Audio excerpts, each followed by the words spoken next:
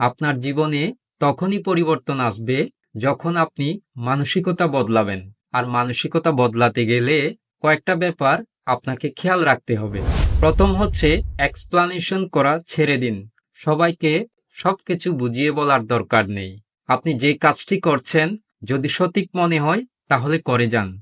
অন্যের কাছে নিজেকে জাস্টিফাই করার কোনো প্রয়োজন নেই।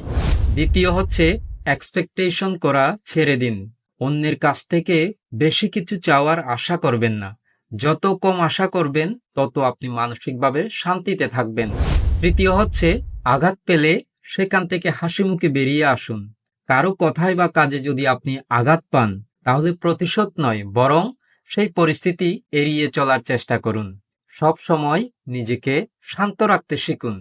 চতুর্থ হচ্ছে অপমানিত হলে গায়ে মাখবেন না। কারণ কারো অপমানে আপনার মান একটুও কমে না, বরং এতে তাদের চারিত্রিক দুর্বলতা প্রকাশ পায়। পঞ্চম হচ্ছে সময়ের উপর ভরসা রাখুন। কেউ যদি আপনার যোগ্যতা নিয়ে প্রশ্ন তোলে তাহলে প্রমাণ করার চেয়ে ভবিষ্যতের জন্য নিজেকে আরো উপযুক্তভাবে গড়ে তুলুন। আর ষষ্ঠ হচ্ছে ইগো নয়, সেলফ রেসপেক্ট বাড়ান। আপনি যদি নিজেকে নিজে রেসপেক্ট না করেন তাহলে অন্য কারো কাছ থেকে শ্রদ্ধা পাওয়ার আশা ছেড়ে দিন। যদি এই কয়েকটা ব্যাপার মেনে চলেন তাহলে দেখবেন আপনার জীবন আপনা আপনি পরিবর্তন হচ্ছে।